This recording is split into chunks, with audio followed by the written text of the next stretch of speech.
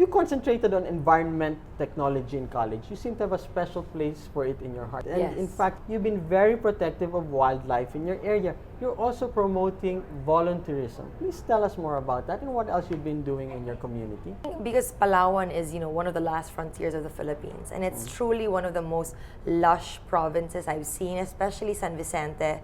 It's insanely covered with, super lush forests.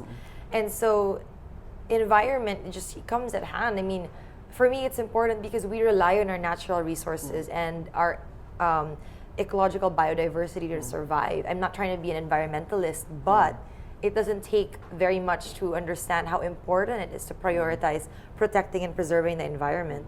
And a lot of areas in the Philippines, we actually abuse that. And in San Vicente, I want to be able to protect it. And in fact, you want to bring in tourism, but you want to do it smartly. Yes. Am I correct? So, You don't yes. want to turn into another Boracay. You No, are doing no. it with a master plan. Am I correct? Yes. Well, the idea is to develop San Vicente into a tourism destination, but the sustainable way. Because we've already witnessed so many times how tourism development impacts local communities. And we've seen it in Boracay, we've seen it in Bali, we've seen it in Thailand. And what I want to do is take the best practices and translate that into my town. So one of them is urban master planning. Reason being is if I'm no longer mayor, the town needs to be protected. So the grid system has to be in place, the electrical system should be there, the water system, even ways for floods. The map of that to show so that just in case disaster strikes, the locals know where to go and know where not to go. I mean, it's a whole concept of master planning that I'm actually working with Palafox right now. The daughter, Carmi, she's very good. She's also young and energetic, and she's very open-minded with, basically urban planning for a rural town. You've brought in a no-nonsense CEO type of leadership there, right? Because you took up international business administration. In fact, you face resistance with this approach. Yes, all the time. I mean, I come in from, again, being educated in the Western world and having that kind of experience working in a Western world setting of work. I worked for Chanel for 2 years. And so there, everything is important. Being on time, answering your emails, just having everything documented. Everything is fair. There's no gender inequality. Like all these things that you would see in the States. And so when I started working in San Vicente, when I became mayor, meetings with my barangay captains, they would say, come at 8 o'clock because the meeting is at 8, an official meeting. And everybody would come in at 10, sometimes even later than 10, and not everybody would be on time. And I'm like, I don't want to waste anyone's time, nor should you waste mine. So if we say call for a meeting at 8 o'clock or 9 o'clock, you be there 10 minutes before. If not, I lock the door. And then I locked the door that time and they all called me Mayor Terror. So now they're all on time. Speaking of Mayor Terror, you've also banned cockfighting. I don't know if you're aware, but it's a very dangerous thing you've just done. It's usually powerful people behind these things. But worst of all, I think I'm more concerned about, hundreds of inebriated men on a Sunday with nothing to do. What happened? Why are you involved in the way they live? I didn't exactly ban it completely. I'm just not for cockfighting. Because when I travel on the roads on a Sunday, and I say, where's everyone? All the men are in the ring, and I'm saying, why are, and they're all drunk. And although it's a traditional, game or a traditional pastime that the Filipinos are very used to, in a town where most of your residents are poor and struggling, I don't see what's the point or why the significance or the importance to be, dealing with cockfighting or activities that don't make them become productive the next day. And so it's not something I encourage. Cockfighting is not something I'm saying, okay, Mayor Pai's cockfighting sponsored this weekend. No, Okay. You'll never get that. I mean, I prioritize projects that have a long-term impact versus short-term gains. You've said, I care too much about everything. You've also said, in public service, I have learned that it's very important to be compassionate, but also to be wise about my actions and decisions. That's what you've learned after 2 years in office. Meanwhile, what have you learned about the Philippines? Well, I've learned so many things with working for government for 2 years and being in public service. One thing truly I've learned about the Filipinos is they're very sensitive. Me being a leader in a very high position, I have to be careful with what I do, because if I, allocate certain supports or funds for a project and then I don't include others, people become very skeptical, or they get very negative about it and say, "Ay, si Mayor hindi kami sinama." And as a Nagtatampo, yeah, the tampo factor. That's factor. one factor you have to watch out And for. that's very difficult because I want to help everyone. And in economics, nothing in life is free. So it's not like you can. It's very difficult to be able to help everyone at one given time. But I try very hard to help them. Another thing that I learned about the Filipinos is they're very hardworking. In my town, where there's so many poor families, all the mothers and the women who are there that are unemployed actually go to me and say, "Mayor, gusto po namin ng trabaho." And that for me shows a lot about their character.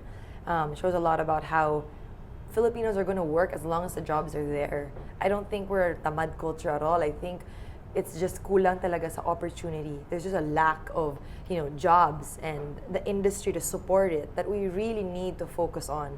And that's one thing I learned about the Filipinos is you give them something like that, like a job, they'll really work. And for me, that says a lot about our future. That says a lot about promise, and it's a really good thing. I'm assuming, of course, you've stayed corruption free. But is it really possible to stay true to your ideals? Have you had to make compromises? In order to do this, I will have to do this. For me, no.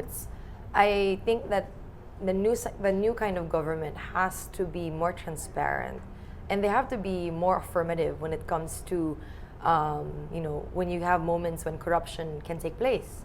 It's very easy, for you to do a project and to allocate a certain percentage to let's say a buffer, and that buffer would probably go to the pockets of several people.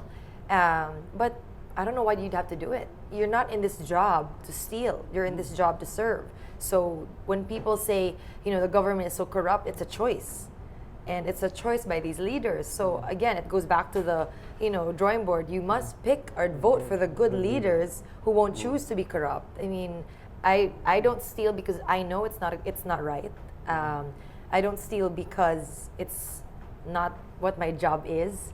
And I don't steal because you shouldn't. It's a normal human, I think know-how that you shouldn't take something from your neighbor. How have you handled people who have tried to get you to be corrupt? It's not like it's just, a handout over the table. It's definitely more subtle than that. And it's very ingrained in the system. It's like, I've heard of stories from other officials who are also young, actually a congresswoman, who looked at a project and said, okay, there's this buffer for this amount. And she said, why? And then the whole office that backed up said, oh, because it's always been that way.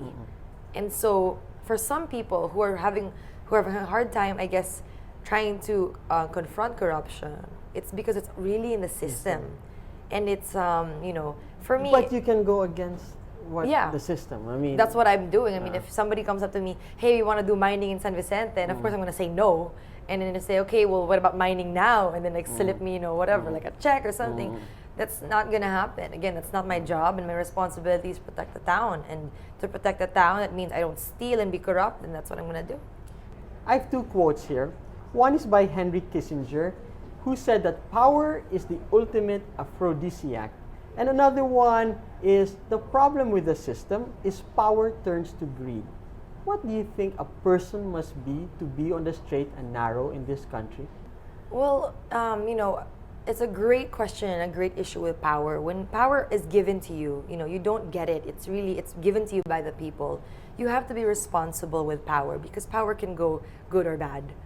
Being a leader requires so much more sensitivity and, I guess, endurance when it comes to something so great such as power. Having that ability to command, to lead, to execute, on a very big level, it's huge and really gets in your head. So you can understand that it can change a person. It really gets in your head. Like sometimes maybe when I'm by myself, I have certain reflections where I'm like, oh my God, I could be doing all of this. I could be power tripping. But at the end of the day, it comes to who you are at your core, who you really are as a person. And if you're a good person and you're God-fearing, I don't think it should be a problem. So you constantly ask yourself questions? All the time. All the time. With this job, I think every waking minute I have, am I doing this right? Is this, how it's supposed to be? Will they get mad at me? Will they love it? All these things. And the problem with these, my mind never shuts down. Like even when I'm sleeping, I'm like half awake, and so. Hey, I wonder, who do you talk to when you have all these questions and no answers? Myself.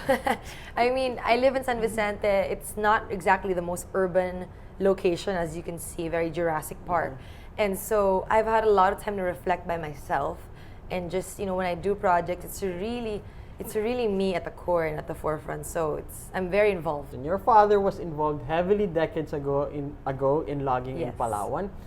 It's been said, some illegally, in fact, he had an unsuccessful bid for governor. He's still heavily involved in politics there. Doesn't he represent the old guard, the old ways that you're railing against? That that must make for interesting dinners. Yeah. Well, that's very true. My dad was a logger in San Vicente. Actually, his concession was there.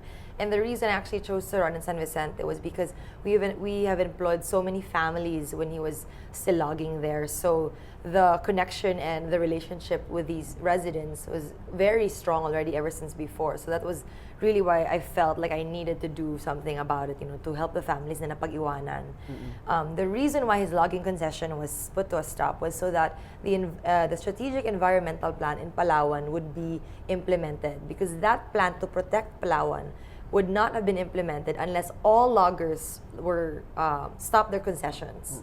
So my dad was one of them, actually. And a big misconception we have with logging is that it's bad. I mean, if I look around, the world today, so many of our products and goods are made out of wood.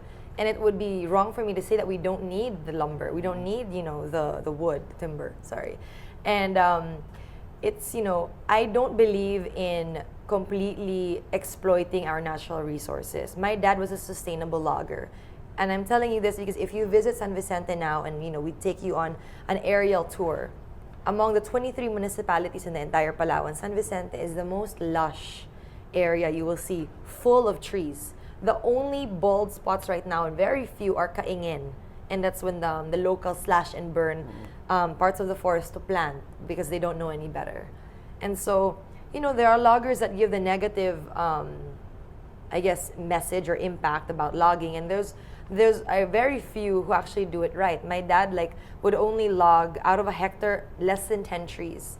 And then he wouldn't log anymore. And then he would go on to another sector, another part of the forest. And so I think it's important for us to understand also that not everything that we think is bad is truly bad. Because, again, you said a while ago, government is corrupt. It's very negative. But then look at me, and I'm not yet corrupt, and hopefully won't be. You'll say, you know, we've been crushed a million times before. Maybe it's our fault. Maybe we put too much emphasis on leaders, right?